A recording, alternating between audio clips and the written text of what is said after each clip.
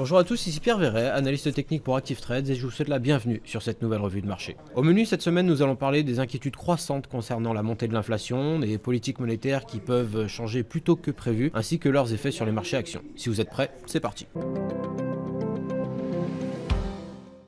Les marchés actions ont ouvert de manière un petit peu mitigée en Europe ce matin, alors rassurez-vous, on ne s'est pas fait peur non plus, il n'y a pas eu de gros décalage de marché à l'ouverture, mais nous sommes face à des indices de référence qui évoluent, qui flirtent, j'allais dire, avec leur niveau d'ouverture depuis le début de la session de trading. Ce manque d'engagement de la part des investisseurs fait suite justement au contexte de prudence persistante dans lequel nous sommes, un contexte de prudence qui, rappelez-vous, avait été déclenché la semaine dernière suite aux données sur l'inflation américaine. Je rappelle pour ceux qui n'avaient pas suivi que la montée de l'inflation inquiète de plus en plus les investisseurs depuis un certain nombre de semaines maintenant. En effet, la montée des prix est un indicateur clé surveillé par la plupart des banques centrales, et le fait de voir cet indicateur s'affoler menace la stabilité de la monnaie. Ce qui inquiète plus particulièrement l'ensemble des investisseurs, c'est la politique de la Fed, entre autres, mais également d'autres banques centrales, qui pourrait amener à changer beaucoup plus tôt que prévu, et je fais notamment référence à son programme massif de rachat d'actifs, qui pourrait se voir réduire dans les prochaines semaines, les prochains mois maintenant. Sans aucune banque centrale qui fait marcher la planche à billets, qui soutient artificiellement les marchés, on est en droit de s'interroger sur la santé des rallyes en cours sur les marchés actions. Dans ce contexte, un certain nombre d'investisseurs sont tentés à minima ne pas augmenter leurs expositions existantes à ces marchés-là, voire même à prendre quelques bénéfices afin de les réorienter sur d'autres classes d'actifs plus porteuses. Et c'est d'ailleurs tout l'enjeu de cette semaine, puisque rappelez-vous, fin de semaine dernière, après les fameuses données sur l'inflation américaine, une série de discours de la part d'officiels de la Fed avait commencé à essayer d'atténuer les effets sur les marchés en minimisant l'effet des données économiques qui venaient de sortir.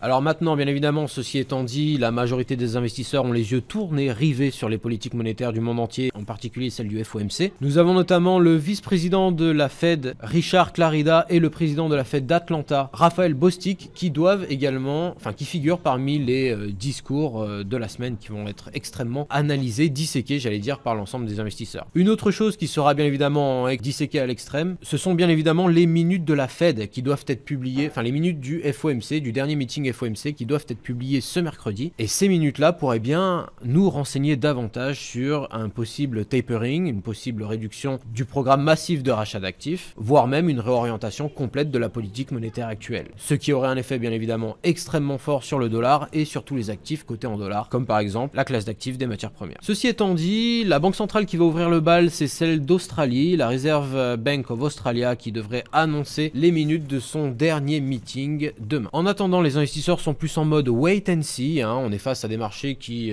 techniquement consolident, que ça soit sur le CAC, le DAX ou même l'IBEX ou le FTSE MIB à Milan. La majorité des indices européens et même des grands indices des économies développées se trouvent en phase de consolidation. Alors ce sont des consolidations assez larges puisque la volatilité augmente jour après jour, mais il n'y a pas de nouveau plus haut ni de nouveau creux significatif qui a été enregistré depuis un moment maintenant sur ces indices. Alors techniquement parlant, maintenant on va prendre un graphique du DAX tel que vous pouvez le voir ici, voilà, en données 4 heures, et on s'aperçoit très nettement de cette fameuse consolidation dont je vous parlais tout à l'heure. Alors on est d'accord, il s'agit d'une situation assez large,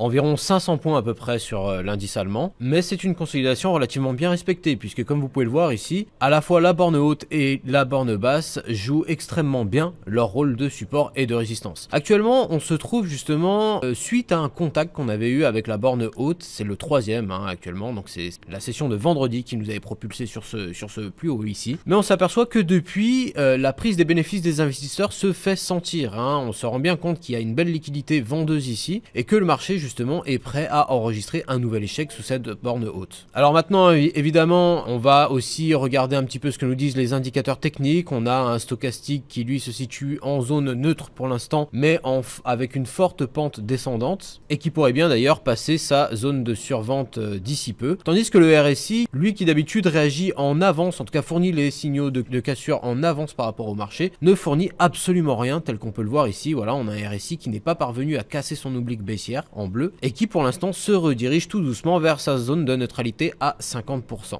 Alors bien évidemment, il est toujours possible que le marché vienne trouver refuge sur un de ces trois